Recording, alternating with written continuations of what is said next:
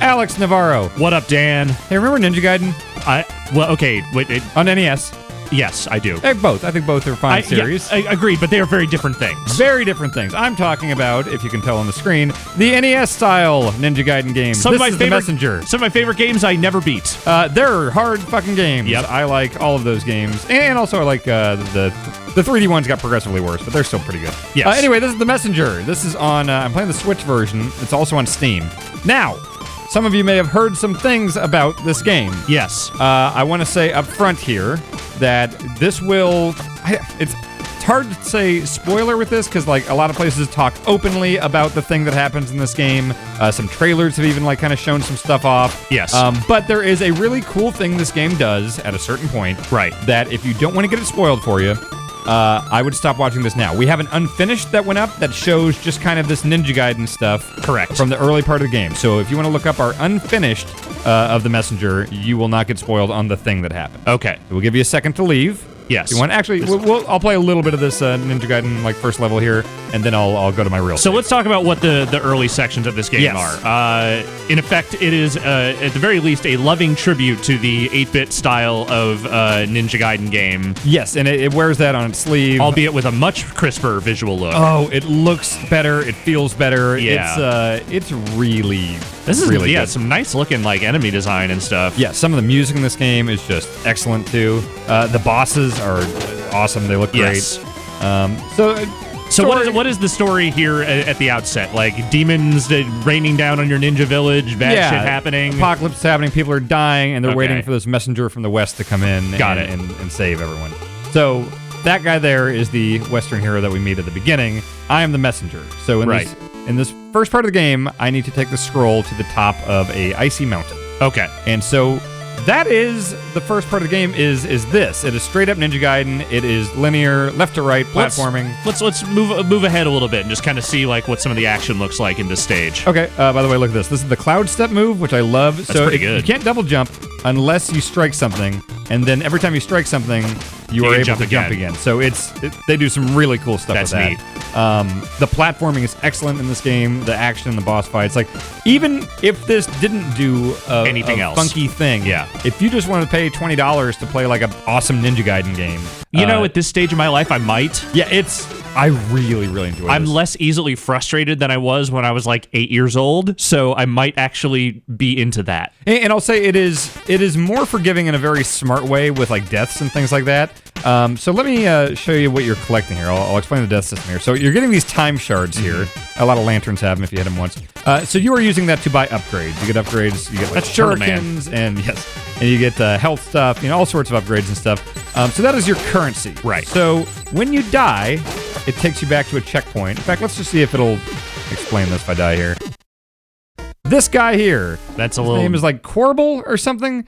He shows up. He's a little demon man. That's a Pokemon. Yes, he is. That's clearly a Pokemon. So when you die, he shows up. And I'm going to go through this, and then I'll explain what's happening so we don't have to read all this. So he sticks around, and so it takes you to the last checkpoint. Checkpoints are, like, you'll die and have to redo some stuff, but they're not completely unforgiving. Okay. So when you have Corbel following you around, notice when I get these time shards, he's just eating them. Oh. So I'm paying like the death toll. Oh. So so you go back to a checkpoint, and then you pay him time shards. And once he's gotten enough, he leaves. And then you just get to start collecting them again. Yeah, then it's right back where you left off. So gotcha. I think it's a really smart system. That's an interesting way of doing it, yeah. Yeah, because like, the NES Ninja Gaiden's operated on like a live system. Right. And it was, frequently you would die at a boss. As was the fashion of the time. Yes, and you would have to do the whole fucking thing over again, which was very, very frustrating. You don't have to worry about with this. Right. It's frustrating seeing your money that you would have earned go into the mouth of the little Pokemon demon. But hey, I'll take that over. Look, someone has to fund Hell's infrastructure. Yes. This is how they're doing it. Yes. Also, there's this dude. So he's this guy you will talk to a lot. He has a lot of floating stories. in space. He is floating in space. You know what? This is actually a good time to show you the future. Oh, You want to do that? the future, Dan? Yes, the future. All the way to the year. Oh no, sorry, I need to back out here. God damn it. I think you have to leave here. There you go. He has very long stories. the humor in this game is very winky, like, hey, we're making fun of like meta video game stuff here. Right. You know, we're saying, oh, we learned this wall climbing ability from like John Gaiden. You know, like it's very on the nose. I thought it was going to be more grating than it is at first. Okay. It does it all right. All right. So you can see here. You seem to have changed your outfit, among other things. Yes, things have happened between 5 minutes and almost 10 hours. Okay. Okay. Let's go to the future. So what happens is you do go to the future in this game. Okay. You beat the Ninja Gaiden part. So this is we're in spoiler territory. Here we go. Yes. It's your last chance to get out. You beat the Ninja Gaiden part, and again, it's like a full on like full length Ninja Gaiden experience. Right. And then there's this whole sequence where you're going through this like Tower of Time. There's a big boss fight and everything, and you have to travel in time to the future. At which point it becomes 16-bit. As you can tell, this is way more Super Metroid here. Right. So now we're just straight up playing a Metroidvania. So they just smashed a Metroidvania into the second half of this game, basically. Yes. Okay. It's half Ninja Gaiden, half Metroidvania, but you're also going back through old areas, like the Ninja Gaiden levels and stuff. Like I'm going back to the Ninja Village. The thing I have to do now, which I haven't done yet, is I have to go back to that Ninja Village we saw at the beginning of the Ninja Gaiden part. I have to deliver this thing to this old guy. I've not done that yet, so you'll be learning with me here. All right. But I can show some of the abilities and stuff. You can see the music, it's all different. Like this is the 16-bit version of the music from before. Right. It's fucking awesome. That's pretty wild. It's such a cool idea, I think. Okay, so now I've got new abilities and stuff here. I've got this grappling hook, so I can go, and then climb. Look at that. And then I can... do that. You're getting all fancy. Yeah, there are some really good platforming challenges in this game. Man, as I talk about this game, I'm realizing just how impressed I am with everything in this. Like, it is a incredibly well-executed idea. If there's one criticism I can think of, it's that so far, and I'm maybe a couple hours into the Metroidvania part, I think I might have preferred the Ninja Gaiden stuff. I mean, it's fine. I'm still really, really enjoying it, but like, the Ninja Gaiden stuff is just pitch perfect. But check this out. So these things here, you can do these rifts in time to what the? Just in there, I'm 8-bit. What the heck? Yeah, and the music. That is some wild shit. Yeah. I'm just Isn't that awesome? I'm like sitting here like trying to come up with like neat commentary for this, but it's just like, oh, this is just a good idea. Yeah. It's so good that like it's amazing no one thought of it before. It's like, holy shit, we're just gonna smash these two beloved NES games together. Other games have definitely dabbled with this notion of, well, this part of the game is 8-bit and this part of the game is 16-bit. But like, I think this feels like, just from what I've seen of it and from what people have talked about with this game, this feels like a much more fleshed out version of that idea. It really pulls it off. Like, it looks legit. Like these graphics, like I could straight up just see this on a Super Nintendo. Yeah. Also, notice this, when you go into the water, it does another cool music thing. That's a really good effect. This is attention to detail that I appreciate. Yeah. The game is filled with stuff like that, where you're just like, oh man, that's clever. And it's they did that good. I like the enemies look slightly different, slightly upgraded, but they are still very clearly the same types of enemy designs. Yeah. Yeah, this is what a wild thing. It's a cool ass game. All right, we'll keep playing some more of it. Let's just. So I've got like a hover. Yeah, I got like a nice little hover thing, and then I can do like a downward slash while I'm doing that. That's a bone vulture. Yep, let's kill that thing. I'll get to one of those checkpoint areas soon. I can show some of the upgrades I can get. All right. Yeah, I can't say enough about how good this feels. Like this, it feels better than Ninja Gaiden ever did. I mean, that would be the most important part of this, I would think. Yes. All right. Across here. So yeah, this is like an area that I went through in the 8-bit stuff, and but now it just like opens up, and like when you see that sparkly stuff around the map, that means there are like time rifts, and you can kind of go between the two parts. Like right here, you see this? Right. Watch this. There you go. Now you're back to it. Yeah. So sometimes it's like a one-way street type thing. Like it's like I can't go through this in the 8-bit. Right. I can just do it here, going left. So yeah, the puzzles have not gotten too in-depth with that stuff yet. There have been some stuff where it's like, okay, I need to approach this from this side so I can be in the 8-bit version of this world so I can access this thing that's closed in the 16-bit version, but that's not like the crux of what they're doing here with level designs necessarily. No, like here, you see I can go from either side. So this one, there's a little more flexibility. So the 16-bit version, I can go down there. But if I'm in 8-bit, that's closed off. Yeah. And again, this is an area that I went through in the first playthrough of the game, and like all of a sudden just going back to these areas with such a different gameplay style is pretty awesome. There's a lot of cool stuff with like these projectiles, like, you know, platforming segments for optional like tokens and stuff. Where it really tests you. I've died a lot in this game. I think sometimes it'll tell you how many times you died. I think I'm like 80 or something. I mean, for a game like this, that doesn't sound like... That sounds like a high number, but that's probably not actually that high of a number. No, and you get back into it so quick, it's really not that bad. And you're back. I love that music chip. That's so good. All right, so I need to keep going all the way to the left to get to the Ninja Village. Okay. Die, Turtle Man. There we go. They do, in true NES fashion, the enemies will respawn if you get them off the screen. That's just how it should work. Yeah, I have to imagine that's intentional. I mean, that's how things go. That's the law. Let's see, you got wall climbing, colliding. I'm trying to think if there's any abilities or anything I've not... So are those abilities like I saw like when you were in that shop, like there was like the claws that you got or whatever. Like, are you getting those abilities through the shop primarily, or are they just... Yes. Okay. Yeah, it's usually always that cloak guy that is giving you the stuff. And you get a lot of that stuff through the 8-bit version. I think all of this main stuff that you're seeing I had during the like Ninja Gaiden parts. Right. But obviously it comes into play in this Metroidvania stuff. Yeah, I don't want to sit down on the Metroidvania stuff. It's just kind of too early to really know. You know, like it's... Well, it's I mean, really it would make a certain amount of sense. I'm not you know being apologetic here, but like when you are creating a game that is a mashup of two distinct things like that, I can understand that maybe like the Metroidvania part is not like as fully fleshed out as maybe like a game that was just that. Right. As long as they do it well. Yep. I have respect. Yes, and this game does it very well. Let's see. Okay, that looks... What is that? Is it just... Oh, I think that's what I want to do. Yeah. Go back in time, talk to this dude. Yo, I've got some shit to tell you, man. Stuff has happened. Oh yeah, I got tea leaves for him.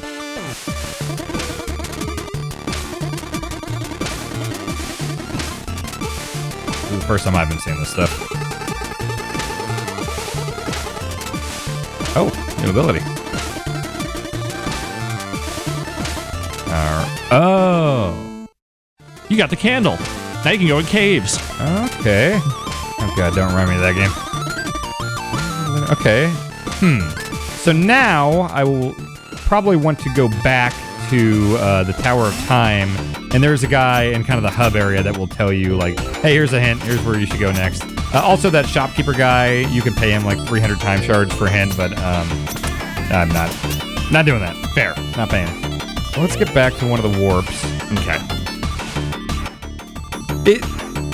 When I think of Metroidvanias, you know, like Super Metroid and Symphony of the Night and stuff, I think of giant kind of sprawling maps and everything. Right. And I think one reason this is feeling different to me in this genre here is that since it has to build off of existing levels and stuff, right, it's not quite as sprawling. So like you'll have the kind of the straightforward stuff from the real level, and then it'll branch off a couple times. It's mostly just expanding on the existing level design that you played in the 8-bit version. Yeah, so I don't want to make it sound like this is like a Super Metroid or Symphony style, like in terms of size. Not a deep exploration experience. No, I mean, it definitely opens up those levels right. you've gone through, but I would not expect it to be as big as one of those right. games. That's also, fair. You got this Ghosts and Goblins ass world map here. Yeah. Yep. That's the kind of world map I like. Yep. Okay.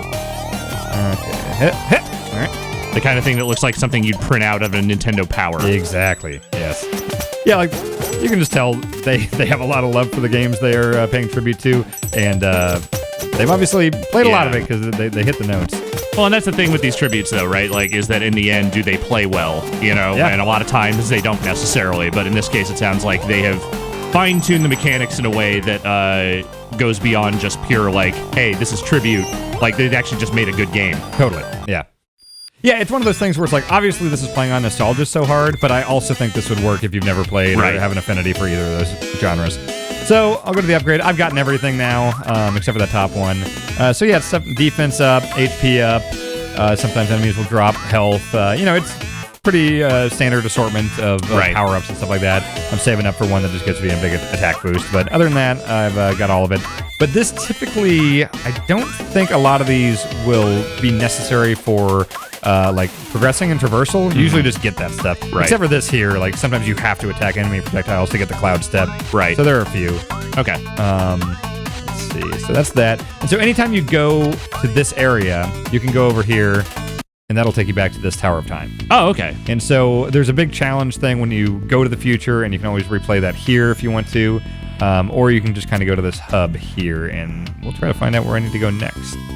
So that will warp me. All these things here, those gates will warp me around, and I'm trying to collect all these music notes. It's kind of the main thing I'm going for now. Okay.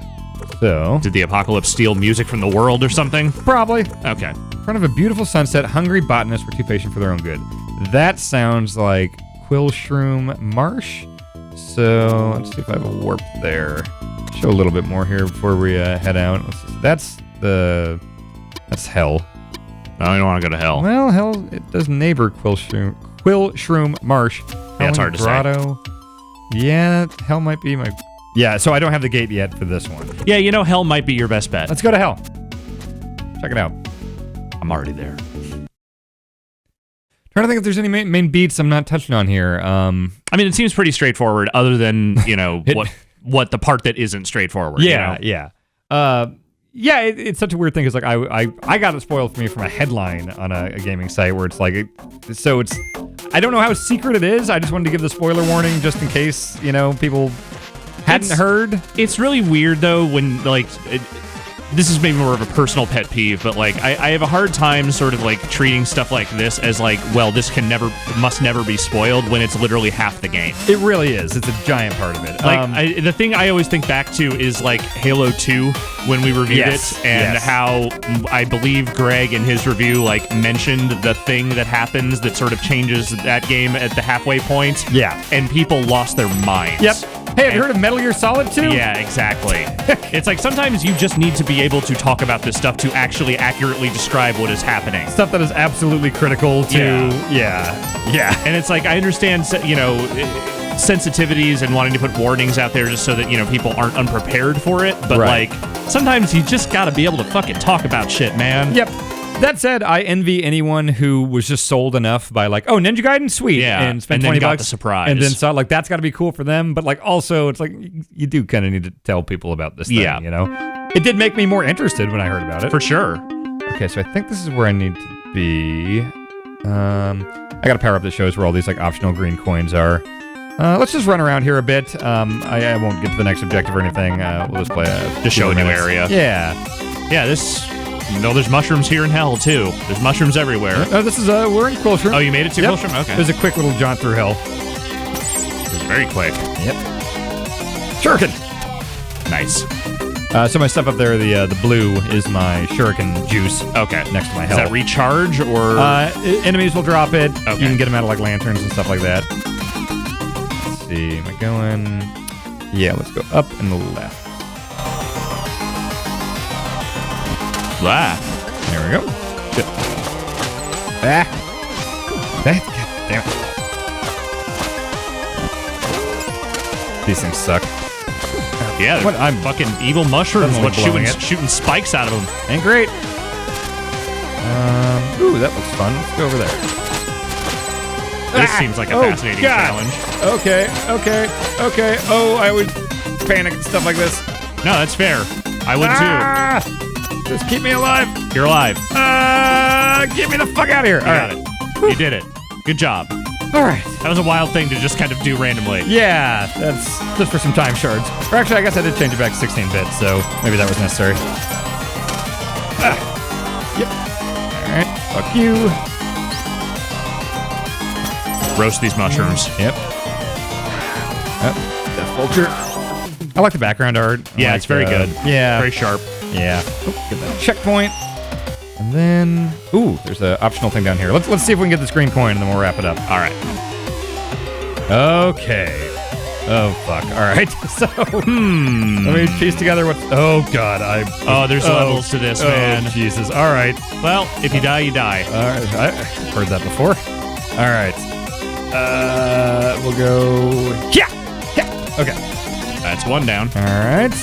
Got two more to go, I believe. If I die, there's no checkpoint in between all this. So I guess I'll jump, slash, cloud step, grapple, and hopefully that takes me to the wall.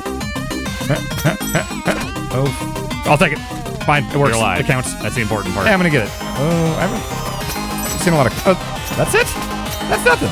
There's no finale to this. All right, no problem. There we go. Got a green You did point. And they hinted at in the shop, there's a treasure chest that if you get like 40 something of these green coins, it's got some like super overpowered thing. It Gotcha. Let me see what says how many I have. So you have 1 of 3 in this level. 14 total. 14 total, yeah. All right, well, you got some work ahead of you. Yeah. I imagine you'll be continuing on in this game. Totally. If you could not tell by my gushing throughout this quick look, it's very good. I would recommend it to anyone who has any kind of affinity for Ninja Gaiden or Metroid or that era or those genres or if you just don't at all, if you've never played any of that and you just want to play a really good action platformer, this is a very good one. It's $20. It's on Switch and it is also on Steam. All right, thank you, Dan. Thanks, Alex.